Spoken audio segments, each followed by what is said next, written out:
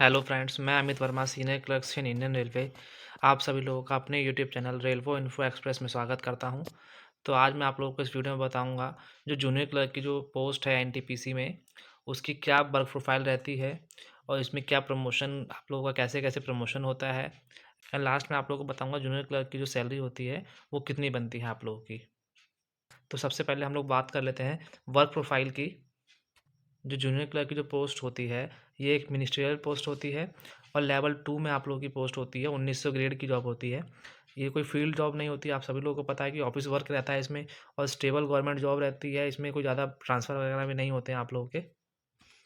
Then उसके बाद अगर हम बात करें कि इसका क्या-क्या काम करना होता है, तो इसमें ऑफ़िस और फाइल्स रिलेटेड हम लोगों का काम होता है।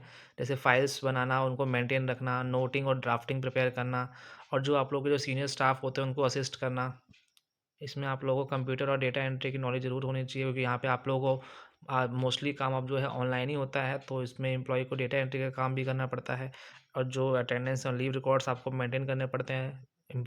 तो यहाँ पर जितने भी जो लेटर्स, नोटिस और ऑफिस ऑर्डर निकलते हैं, ये के सभी जूनियर क्लर्क और जो क्लरिकल कैडर होता है, उन्हीं के द्वारा यहाँ पे टाइपिंग की जाती है। और जितने भी एम्प्लॉयज़ रेलवे में काम करते हैं, उन लोगों का जो सर्विस बुक होती है, उसको मेंटेन करना, उसमें एंट्रीज़ करना, ये सब क्लरिकल कैडर का ही काम होता है। तो जूनियर क्लर्क हो या सीनियर क्लर्क हो, सभी लोग को ये सब काम करना पड़ता है।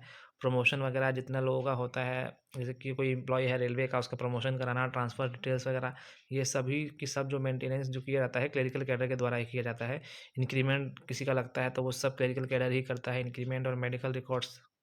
और अगर आप लोगों को जॉइनिंग के बाद अगर पे बिल सेक्शन में अगर पोस्टिंग आपकी की जाएगी, तो जो सैलरी का प्रोसेसिंग का काम होता है, वो भी क्लरिकल कैडर के ही द्वारा किया जाता है। हम बात कर लेते हैं वर्किंग आवर्स एंड पोस्टिंग की। तो इसका जो वर्किंग आवर होता है, नॉर्मल वर्किंग आवर रहता है आपका 9 टू 5 की जॉब रहेगी, या फिर 10 टू 6 आपकी कहीं-कहीं 9 टू 5 या 10 टू 6 चलती है। इसकी जो पोस्टिंग होती है डिवीज़न ऑफिस में होती है, हेडक्वार्टर में होती है, वर्कशॉप में होती है और स्टेशंस पे होती है।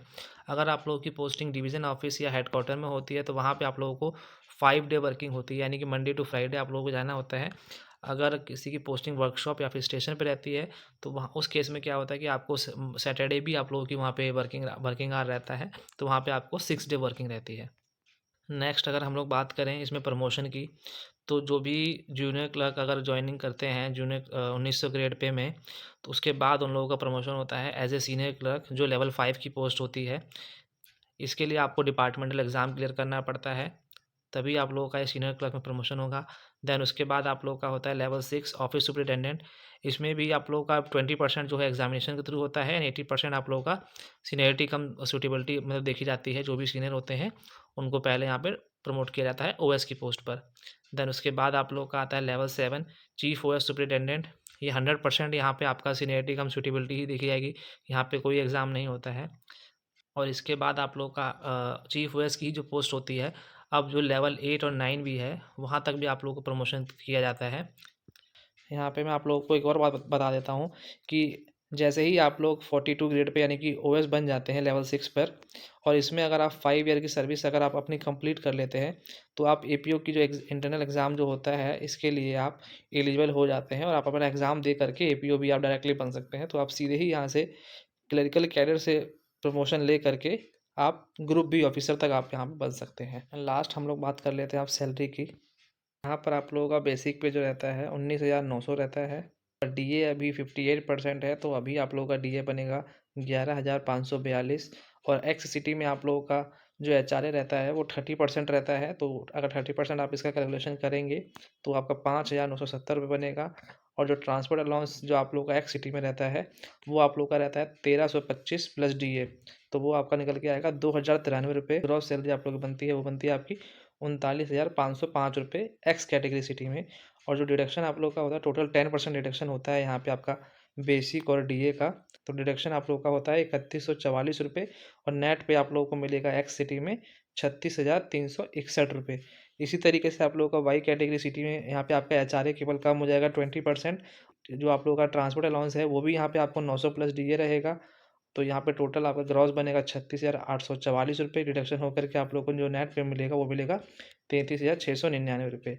अगर हम लोग बात करें जेड कैटेगरी सिटी की, तो वहाँ पर आप लोग का एच आर 10% रहेगा, तो यहाँ पे एच आर आप लोगों का रहेगा 1,990 रुपये। और जो आप लोग का ट्रांसपोर्ट अलाउंस जो रहता है, वो जितना वाई सिटी में रहता है, उतना ही आप लोगों का ज़ेड सिटी में रहता है 900 प्लस डीए। तो यहाँ पे आप लोगों को ट्रांसपोर्ट अलाउंस मिलेगा 1422 रुपये, और जो आप लोगों का ग्रॉस बनेगा ज़ेड सिटी में, वो आप लोगों का निकल के आता है 34,854 रुपये, और डिडक्शन होने के बाद जो आपको नेट पे मिलता है, वो मिलेगा आपको 31,709 रुपये। फ्रेंड्स, अगर आप लोगों को वीडियो अगर इन्फॉर्मेटिव लगा हो, तो वीडियो को लाइक करें, चैनल को सब्सक्राइब करें, और अगर आप लोगों का कोई भी डाउट है तो कमेंट करके ज़रूर बताएं, मैं उसका ज़रूर आप लोगों को रिप्लाई दूँगा।